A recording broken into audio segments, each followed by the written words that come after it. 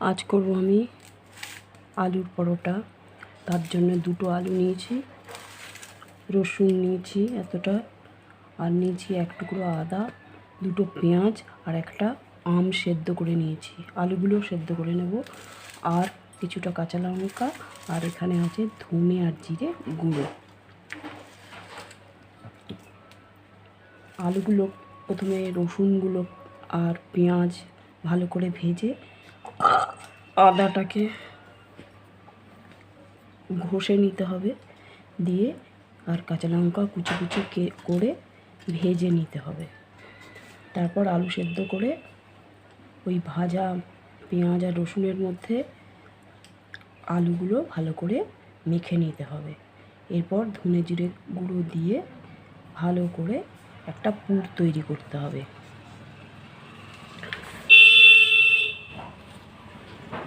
এর জন্য নিয়ে নিয়েছি আমি আটা আর ময়দা মিশিয়ে মেখে নিয়েছি। এখানে 5টা ডো করে নিয়েছি। ডোগুলো কিন্তু বড় বড় হতে হবে।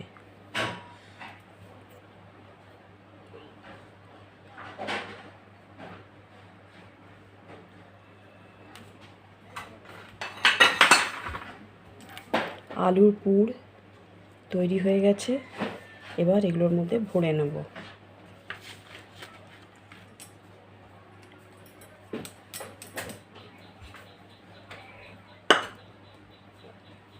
একটু আটা দিয়ে একটু এরকম করে নেবেন।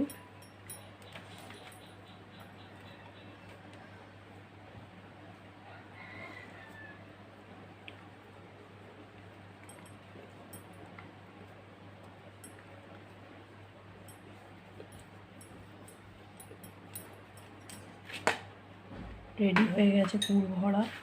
এবার আমি কি করব, এটাকে বেলে নেব।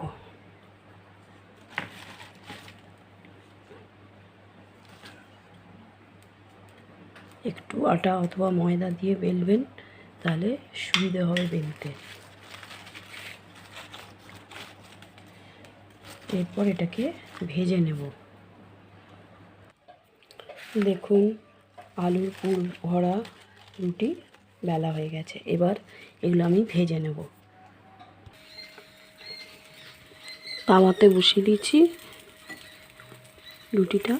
এবার 2 চামচ সর্ষের তেল দিতে হবে।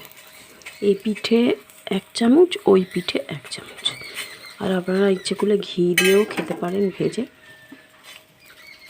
সেটাও টেস্টি হয়।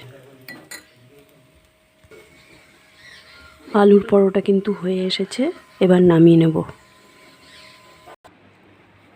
হয়ে গেছে হেলদি অ্যান্ড টেস্টি আলুর পরোটা।